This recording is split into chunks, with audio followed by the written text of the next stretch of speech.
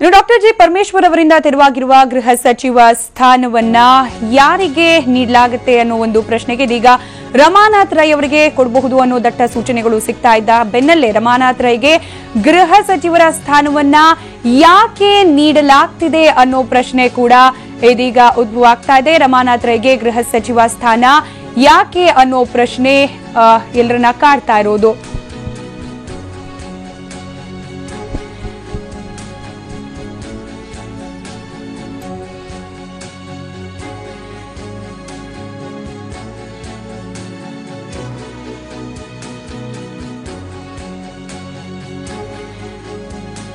ಕಾಂಗ್ರೆಸ್ ಗೊತ್ತ ಹಾಗೆ ಅನ್ನೋ ಲೆಕ್ಕಾಚಾರ ಇರೋದು.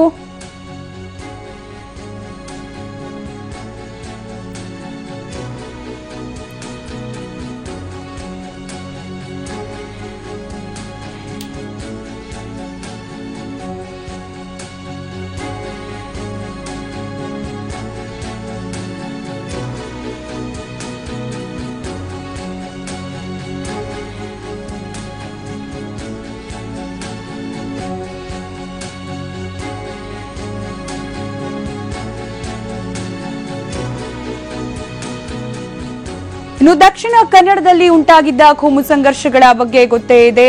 ರಮಾನಾಥ್ ರೈರನ್ನ ಟಾರ್ಗೆಟ್ ಕೂಡ ಮಾಡಲಾಗಿತ್ತು ಸಂಘ ಪರಿವಾರ ಅಥವಾ ಬಿಜೆಪಿ ಬೆಂಬಲಿತ ಕೆಲ ಸಂಘಟನೆಗಳಿಂದ. ಹೀಗಾಗಿ ಈ ಒಂದು ಲೆಕ್ಕಾಚಾರದಲ್ಲಿ ರಮಾನಾಥ್ ರೈಗೆ ಗೃಹ ಸಚಿವ ಸ್ಥಾನವನ್ನ ನೀಡಲಾಗಿದೆಯಾ ಅನ್ನೋ ಪ್ರಶ್ನೆ. ಅದಕ್ಕೆ ಪೂರಕವಾಗಿ ಕೆಲವೊಂದು ಮಾಹಿತಿಗಳನ್ನ ಕೂಡ ನಾವಿಲ್ಲಿ ಗಮನಿಸಬಹುದಾಗಿದೆ. ರಮಾನಾಥ್ ರೈಗೆ ಗೃಹ ಸಚಿವ ಸ್ಥಾನವನ್ನ ಯಾಕೆ ನೀಡೋಕೆ ಚಿಂತನೆ ನಡೆಸಲಾಗ್ತಿದೆ ಅನ್ನೋದನ್ನ ನಾವು ಸೂಕ್ಷ್ಮವಾಗಿ ಗಮನಿಸಿ ನೋಡಿದಾಗ ಅಲ್ಲಿ ನಮಗೆ ಹಲವಾರು ಅಂಶಗಳು ಸ್ಪಷ್ಟವಾಗ್ತಾ ಸಾಕ್ತಾ ಹೋಗುತ್ತೆ.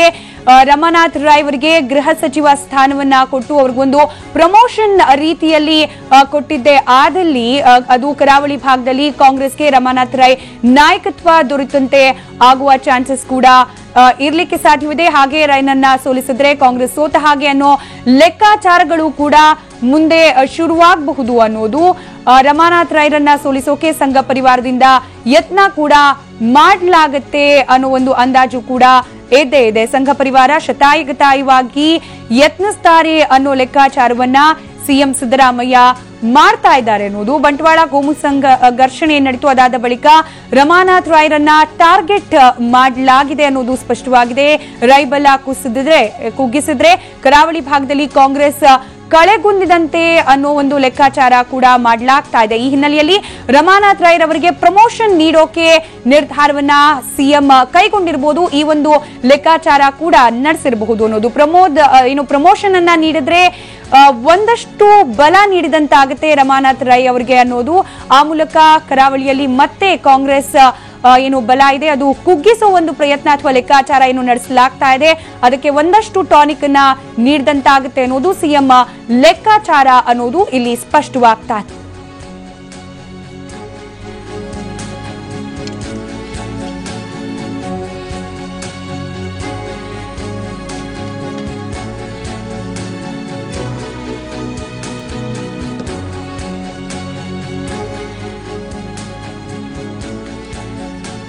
ಕರಾವಳಿ ಭಾಗದಲ್ಲಿ ರೈರರ ಬಲವನ್ನ ಕುಗ್ಗಿಸಿದ್ರೆ ರಮಾನಾಥ್ ರೈರನ್ನ ಟಾರ್ಗೆಟ್ ಮಾಡಿ ಅವರ ವರ್ಚಸ್ಸಿಗೆ ಧಕ್ಕೆಯನ್ನ ತರ್ತಾ ಹೋದ್ರೆ ಅಲ್ಲಿ ಕಾಂಗ್ರೆಸ್ಗೆ ಸೋಲನ್ನ ಉಳಿಸೋದು ಮುಂದಿನ ಚುನಾವಣೆಯಲ್ಲಿ ಒಂದಷ್ಟು ಈಸಿ ಆಗಬಹುದು ಅನ್ನೋ ಲೆಕ್ಕಾಚಾರವನ್ನ ಮಾಡಲಾಗ್ತಾ ಇದೆ. ಹೀಗಾಗಿ ಒಂದು ಪ್ರಮೋಷನ್ ಅನ್ನ ನೀಡುವ ನಿಟ್ಟಿನಲ್ಲಿ ಗೃಹ ಸಚಿವ ಸ್ಥಾನವನ್ನ ನೀಡೋಕೆ ಲೆಕ್ಕಾಚಾರ ನಡೆದಿದೆ ಅನ್ನೋದು.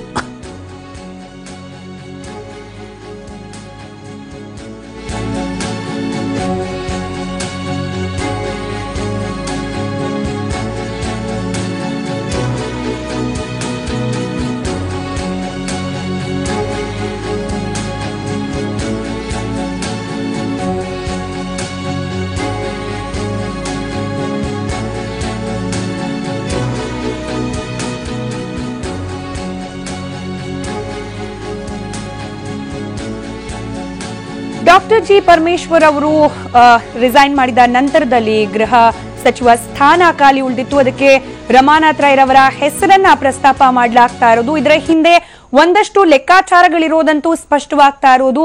ಯಾಕಂತಂದ್ರೆ ಈಗ ಸದ್ಯಕ್ಕೆ ಸಂಘ ಪರಿವಾರ ಅಥವಾ ಬಿಜೆಪಿಯಲ್ಲಿ ನಡೀತಿರುವ ಲೆಕ್ಕಾಚಾರ ಅಂದ್ರೆ ರಮಾನಾಥ್ ರೈ ರವನ್ನ ಸೋಲಿಸಿದ್ರೆ ಸೋಲಿಸೋಕೆ ಸಂಘ ಪರಿವಾರದಿಂದ ಸತತ ಯತ್ನವನ್ನ ಕೂಡ ಸತತವಾಗಿ ಮಾಡಲಾಗತ್ತೆ. ಹೀಗಾಗಿ ಅವರಿಗೆ ಒಂದಷ್ಟು ಬಲವನ್ನ ನೀಡುವ ಅನಿವಾರ್ಯತೆ ಕೂಡ ಇರೋದು. ರಮಾನಾಥ್ ರಾಯ್ ಅವರಿಗೆ ಪ್ರಮೋಷನ್ ಅನ್ನ ನೀಡಿದ್ರೆ ಆ ಮೂಲಕ ಒಂದಷ್ಟು ಟಾನಿಕ್ ನೀಡಿದಂತಾಗುತ್ತೆ. ಹಾಗೆ ಕರಾವಳಿ ಭಾಗದಲ್ಲಿ ಕಾಂಗ್ರೆಸ್ ವರ್ಚಸ್ಸು ಅಥವಾ ಕಾಂಗ್ರೆಸ್ ಬಲ ಕುಗ್ಗೋದನ್ನ ತಡೆಯೋಕೆ ಕೂಡ ಈ ಒಂದು ಪ್ರಮೋಷನ್ ಸಹಕಾರಿ ಆಗಬಹುದು ಅನ್ನೋದು ಸಿಎಂ ಲೆಕ್ಕಾಚಾರ ಆಗಿದೆ. ಈ ಹಿನ್ನೆಲೆಯಲ್ಲಿ ರಮಾನಾಥ್ ರೈ ಅವರಿಗೆ ಪ್ರಮೋಷನ್ ನೀಡೋಕೆ ನಿರ್ಧಾರ ಕೂಡ ಮಾಡಲಾಗಿದೆ ಅನ್ನೋದು ಸ್ಪಷ್ಟವಾಗ್ತಾ ಇದೆ. ಗೃಹ ಖಾತೆಯನ್ನ ತಮಗೆ ನೀಡಿದ್ರೆ ಸಮರ್ಥವಾಗಿ ನಿಭಾಯಿಸ್ತೀನಿ ಅಂತ ಕೂಡ ಬೆಳಗ್ಗೆ ಅಷ್ಟೇ ಟಿವಿ9ಗೆ ರಮಾನಾಥ್ ರೈ ಅವರು ಪ್ರತಿಕ್ರಿಯೆಯನ್ನ ನೀಡಿದ್ರು. ಇದರ ಬೆನ್ನಲ್ಲೇ ಇದೀಗ ಸಿಎಂ ಲೆಕ್ಕಾಚಾರ ಕೂಡ ಹೀಗಿರಬಹುದು ಅನ್ನೋದನ್ನ ಕೂಡ ನಾವು ಅಂದಾಜಿಸಬಹುದಾಗಿದೆ. ಮತೀಯ ಗಲಭೆಯನ್ನ ನಿಯಂತ್ರಿಸೋಕೆ ರಮಾನಾಥ್ ರೈಗೆ ಫುಲ್ ಪವರ್ ಅನ್ನ ಕೂಡ ಆ ಮೂಲಕ ನೀಡಲಾಗುತ್ತೆ. ಈ ಬಗ್ಗೆ ಮತ್ತಷ್ಟು ಡೀಟೇಲ್ಸ್ ಕೊಡ್ತಾರೆ ದೂರವಾಣಿ ಸಂಪರ್ಕದಲ್ಲಿರುವ ನಮ್ಮ ಪ್ರತಿನಿಧಿ ವಿನಾಯಕ್. ರಮಾನಾಥ್ ರೈ ಅವರಿಗೆ ಗೃಹ ಖಾತೆಯನ್ನ ನೀಡ್ತಿರೋದ್ರ ಹಿಂದೆ ಕೂಡ ಸಾಕಷ್ಟು ಲೆಕ್ಕಾಚಾರ ಸಿಎಂ ಸಿದ್ದರಾಮಯ್ಯ ಅವರದ್ದು ಇದೆ ಅನ್ನೋದು ಸ್ಪಷ್ಟವಾಗ್ತಾ ಇದೆ. ಸೊ ಏನಿದೆ ಡೀಟೇಲ್ಸ್ ಈ ಬಗ್ಗೆ? ಸ್ಮಿತಾ, ಮುಖ್ಯವಾಗಿ ಗೃಹ ಖಾತೆಯನ್ನ ಹೇಳುವಂತದ್ದು ಒಂದು ಕ್ಯಾಬಿನೆಟ್ ನಲ್ಲಿ ನಂಬರ್ 2 ಪೊಸಿಷನ್ ಆಗಿರುತ್ತೆ. ನಂಬರ್ 1 ಪೊಸಿಷನ್ ಮುಖ್ಯಮಂತ್ರಿಗಳಿದ್ದಾಗಿದ್ರೆ number 2 position law and order control ಮಾಡ್ತಕ್ಕಂಥ ಈ ಗೃಹ ಖಾತೆದಾಗಿರುತ್ತೆ. ಸೊ ಡಾಕ್ಟರ್ ಜಿ ಪರಮೇಶ್ವರ್ ಅವರ ಸ್ಥಾನದ ನಂತರ ಈ ಗೃಹ ಖಾತೆ ಯಾರಿಗೆ ಕೊಡಬೇಕು ಅಂತ ಹೇಳುವಂತದ್ದು ಸಿಎಂ ಅಲ್ಲಿ ಮುಖ್ಯವಾಗಿ ಗೊಂದಲ ಇತ್ತು. ಅದನ್ನ ಸೀನಿಯರ್ ಮಿನಿಸ್ಟರ್ ಅಂದ್ರೆ ಸಾರಿಗೆ ಸಚಿವ ರಾಮಲಿಂಗಾರೆಡ್ಡಿ ಇರ್ಬೋದು, ಅಥವಾ ಆರೋಗ್ಯ ಸಚಿವ ರಮೇಶ್ ಕುಮಾರ್ ಇರ್ಬೋದು, ಅಥವಾ ಕಾರ್ಮಿಕ ಸಚಿವರಾಗಿರ್ತಕ್ಕಂಥ ಅವ್ರಿಗೆ ಕೊಡ್ಬೇಕು ಅಂತ ಹೇಳುವಂತದ್ದು ನಿರ್ಧಾರ ಆಗಿತ್ತು ಸಂತೋಷ್ ಲಾಡ್ ಅವರಿಗೆ. ಆದ್ರೆ ಏಕಾಏಕಿ ರಮಾನಾಥ್ ರೈ ಅವರಿಗೆ ಯಾಕೆ ಮುಖ್ಯಮಂತ್ರಿಗಳು ಸಜೆಸ್ಟ್ ಮಾಡಿದ್ದಾರೆ ಅಂತ ಹೇಳುವಂತದ್ದು ಬಹಳಷ್ಟು ರಿಪೋರ್ಟ್ ಅನ್ನ ಸಹ ಅವರು ಕಲೆಕ್ಟ್ ಮಾಡ್ಕೊಂಡಿದ್ದಾರೆ. ಮುಖ್ಯವಾಗಿ ಕಳೆದ 4 ವರ್ಷಗಳಿಂದ ಕರಾವಳಿ ಜಿಲ್ಲೆಯಲ್ಲಿ ಏನು ಮತೀಯ ಗಲಭೆಗಳು ನಡೀತಾ ಇದೆ, ಸೊ ಎಲ್ಲರ ಟಾರ್ಗೆಟ್ ಸಹ ರಮಾನಾಥ್ ರೈ ಅವರದೇ ಆಗಿರುತ್ತೆ. ಅದು ಮುಸ್ಲಿಂ ಮತೀಯ ಸಂಘಟನೆಗಳಿರ್ಬೋದು, ಅಥವಾ ಹಿಂದೂ ಮತೀಯ ಸಂಘಟನೆಗಳಿರ್ಬೋದು, ಅಥವಾ ಬಿಜೆಪಿ ನಾಯಕರುಗಳ ಪ್ರತಿಭಟನೆ ಇರ್ಬೋದು, ಅಥವಾ ವಿಧಾನಸಭೆಯಲ್ಲಿ ಆಗಿರ್ತಕ್ಕಂಥ ಚರ್ಚೆ ಇರ್ಬೋದು, ಎಲ್ಲರಿದ್ದು ಸಹ ಟಾರ್ಗೆಟ್ ರಮಾನಾಥ್ ರೈದೇ ಆಗಿದೆ. ಸೊ ಈ ಹಿನ್ನೆಲೆಯಲ್ಲಿ ಇತ್ತೀಚೆಗೆ ನಡೆದಂತ ಬಂಟ್ವಾಳ ಕೋಮು ಸಂಘರ್ಷಣೆಯ ನಂತರ ಸೊ ಸಂಘ ಪರಿವಾರದವರು ಎಸ್ಪೆಷಲಿ ರಮಾನಾಥ್ ರೈ ಅವರನ್ನ ಟಾರ್ಗೆಟ್ ಮಾಡ್ಕೊಂಡಿದ್ರೆ, ಬಂಟ್ವಾಳ ವಿಧಾನಸಭಾ ಕ್ಷೇತ್ರದಿಂದ ರಮಾನಾಥ್ ರೈ ಅವರನ್ನ ಏನಾದ್ರೂ ಸೋಲಿಸಿದ್ರೆ ಇಡೀ ಕರಾವಳಿ ಜಿಲ್ಲೆ ಅಂದ್ರೆ ಅದು ಉಡುಪಿ ಜಿಲ್ಲೆ ಇರ್ಬೋದು ಮತ್ತೆ ದಕ್ಷಿಣ ಕನ್ನಡ ಜಿಲ್ಲೆ ಇರ್ಬೋದು, ಈ ಎರಡೂ ಜಿಲ್ಲೆಗಳಲ್ಲಿ ಕಾಂಗ್ರೆಸ್ ಪ್ರಭಾವ ತಗ್ಗಿಸಬಹುದಾಗಿದೆ ಅಂತ ಹೇಳುವಂತದ್ದು ಬಿಜೆಪಿ ನಾಯಕರು ಮತ್ತೆ RSS ನಾಯಕರ ಲೆಕ್ಕಾಚಾರ ಅಂತ ಹೇಳುವಂತದ್ದು ಮುಖ್ಯಮಂತ್ರಿಗಳು ಈ ರಿಪೋರ್ಟ್ ಅನ್ನ ತರಿಸಿಕೊಂಡಿದ್ದಾರೆ.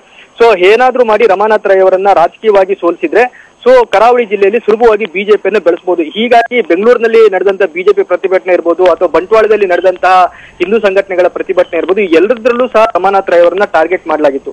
ಸೊ ಈ ಹಿನ್ನೆಲೆಯಲ್ಲಿ ಮುಖ್ಯಮಂತ್ರಿಗಳು ಯಾವುದೇ ಸೀನಿಯರ್ ಮಿನಿಸ್ಟರ್ಗಳ ಬದಲಾಗಿ ರಮಾನಾಥ್ ರೈ ಅವರಿಗೆ ಗೃಹ ಖಾತೆಯನ್ನು ಕೊಡ್ತಕ್ಕಂಥ ನಿರ್ಧಾರವನ್ನು ಮಾಡಿದರೆ, ನಿನ್ನೆ ಸಹ ಅವರು ತಮ್ಮ ನಿವಾಸಕ್ಕೆ ಕರೆಸಿಕೊಂಡು ಡೀಟೇಲ್ ಆಗಿ ಮಾತನಾಡಿದ್ದಾರೆ. ಜೊತೆಗೆ ಹಿಂದೂ ಮತೀಯ ಸಂಘಟನೆಗಳಿರ್ಬೋದು, ಮುಸ್ಲಿಂ ಮತೀಯ ಸಂಘಟನೆಗಳಿರ್ಬೋದು, ಎರಡೂ ಮತೀಯ ಸಂಘಟನೆಗಳ ವಿರುದ್ಧ ಕಾನೂನು ಕೈಗೆತ್ತಿಕೊಂಡು ನಿರ್ದಾಕ್ಷಿಣ್ಯ ಕ್ರಮವನ್ನ ತಾವು ಕೈಗೊಳ್ಳಿ ಅಂತ ಹೇಳುವಂತಹ ಒಂದು ಫುಲ್ ಪವರ್ ಅನ್ನ ಕೊಟ್ಟಿದ್ದಾರೆ. ಸೊ ಇನ್ನೂ ಸಹ ಮುಖ್ಯಮಂತ್ರಿಗಳು ಈ ರೀತಿಯ ನಿರ್ಧಾರವನ್ನ ಕೈಗೊಳ್ಳಿಕ್ಕೆ ಇನ್ನೂ ಒಂದು ಕಾರಣ ಇರುವಂತದ್ದು, ಬಿಜೆಪಿಯಲ್ಲಿ ಎಲ್ಲ ಘಟಾನುಘಟಿ ನಾಯಕರುಗಳು ಕರಾವಳಿ ಭಾಗದಲ್ಲಿದ್ದಾರೆ. ಅದು ಕಾರ್ಕಳ ಶಾಸಕ ವಿ ಸುನಿಲ್ ಕುಮಾರ್ ಇರ್ಬೋದು, ಅಥವಾ ದಕ್ಷಿಣ ಕನ್ನಡದ ಲೋಕಸಭಾ ಸದಸ್ಯರಾಗಿ ನಳಿನ್ ಕುಮಾರ್ ಕಟೀಲ್ ಇರ್ಬೋದು, ಅಥವಾ ಕೇಂದ್ರ ಸಚಿವ DV ಸದಾನಂದ ಗೌಡ ಇರ್ಬೋದು, ಎಲ್ಲರೂ ಘಟಾನುಘಟಿ ನಾಯಕರುಗಳಿರ್ಬೋದು. ಸೊ ಆದ್ರೆ ಕಾಂಗ್ರೆಸ್ ನಲ್ಲಿ ಅಂತ ಘಟಾನುಘಟಿ ನಾಯಕರುಗಳು ಕಡಿಮೆ ಇದ್ದಾರೆ. ಯಾಕಂದ್ರೆ ಜನಾರ್ದನ್ ಪೂಜಾ ಅವರು ಈಗಾಗಲೇ ಒಂದು ಕಾಲ ಕಾಂಗ್ರೆಸ್ ನಿಂದ ಹೊರಗಡೆ ಇಟ್ಟು ರಾಜಕೀಯನ ಮಾಡ್ತಾ ಇದ್ರೆ. ಸೊ ಅದು ಬಿಟ್ರೆ ರಮಾನಾಥ್ ರೈ ಬಿಟ್ರೆ ಮಾಜಿ ಸಚಿವ ವಿನಯ್ ಕುಮಾರ್ ಸರ್ಕೆ ಇಬ್ಬರೇ ಪ್ರಮುಖ ನಾಯಕರುಗಳಿರ್ಬೋದು. ಸೊ ರಮಾನಾಥ್ ರೈ ಅವರ ನಾಯಕತ್ವದಲ್ಲೇ ಈ ಎರಡು ಜಿಲ್ಲೆ ಅಂದ್ರೆ ಉಡುಪಿ ಜಿಲ್ಲೆ ಮತ್ತೆ ದಕ್ಷಿಣ ಕನ್ನಡ ಜಿಲ್ಲೆಯಲ್ಲಿ ಮುಂದಿನ ಸಾರ್ವತ್ರಿಕ ವಿಧಾನಸಭಾ ಚುನಾವಣೆಗೆ ಕಾಂಗ್ರೆಸ್ನ ನಾಯಕತ್ವ ಈ ಎರಡು ಜಿಲ್ಲೆಯಲ್ಲಿ ರಮಾನಾಥ್ ರೈ ಅವರಿಗೆ ಕೊಡಬೇಕು ಅಂತ ಹೇಳುವಂಥದ್ದು. ಜೊತೆಗೆ 2019 ಲೋಕಸಭಾ ಚುನಾವಣೆಯಲ್ಲಿ ಬಿಜೆಪಿಯ ಲೋಕಸಭಾ ಸದಸ್ಯ ಅಂದ್ರೆ ನಳಿನ್ ಕುಮಾರ್ ಕಟೀಲ್ ಅವರ ಎದುರು ರಮಾನಾಥ್ ರೈ ಅವರನ್ನೇ ಕಾಂಗ್ರೆಸ್ನ ಸದಸ್ಯರನ್ನಾಗಿ ಅಭ್ಯರ್ಥಿಯನ್ನಾಗಿ ಹಾಕಬೇಕು ಅಂತ ಹೇಳುವಂಥದ್ದು ಸಹ ಸಿಎಂ ಲೆಕ್ಕಾಚಾರ ಇದೆ. ಈ ಎರಡು ಪ್ರಮುಖ ನಿರ್ಧಾರಗಳಿಗಾಗಿ ಸಿಎಂ ಸಿದ್ದರಾಮಯ್ಯ ಗೃಹ ಖಾತೆ ಅಂತ ನಂಬರ್ 2 ಸ್ಥಾನವನ್ನ ರಮಾನಾಥ್ ರೈಗಳಿಗೆ ನೀಡಲಿಕ್ಕೆ ಅವರು ಮುಂದಾಗಿದ್ದಾರೆ. ಜೊತೆಗೆ ಯಾವುದೇ ನಾಯಕರುಗಳು ಟಾರ್ಗೆಟ್ ಮಾಡಿರ್ಲಿ, ಸೊ ಮುಖ್ಯಮಂತ್ರಿಗಳು ಅವರಿಗೆ ಪ್ರಮೋಷನ್ ಅನ್ನ ನೀಡುವುದರ ಮೂಲಕ ಮತೀಯವಾದವನ್ನ ಅಲ್ಲಿ ಸಾಕಷ್ಟು ನಿಯಂತ್ರಣ ಮಾಡಲಿಕ್ಕೆ ಅವರಿಗೆ ಫುಲ್ ಪವರ್ ಅನ್ನು ಕೊಟ್ಟಿದ್ದಾರೆ. ಸೊ ಸಿಎಂ ನಿರ್ಧಾರವನ್ನ ಒಂದೇ ಶಬ್ದದಲ್ಲಿ ಹೇಳಬೇಕು ಅಂದ್ರೆ RSS ಎದುರು ನೇರವಾಗಿ ರಮಾನಾಥ್ ರೈ ಅವರನ್ನೇ ಇದೀಗ ಮುಖ್ಯಮಂತ್ರಿಗಳು ಛೂ ಬಿಟ್ಟಿದ್ದಾರೆ ಅಂತಾನೆ ಹೇಳ್ಬೋದು. ಸ್ಮಿತಾ, ರೈಟ್, ಧನ್ಯವಾದ ವಿನಾಯಕ್ ಮಾಹಿತಿಗಾಗಿ.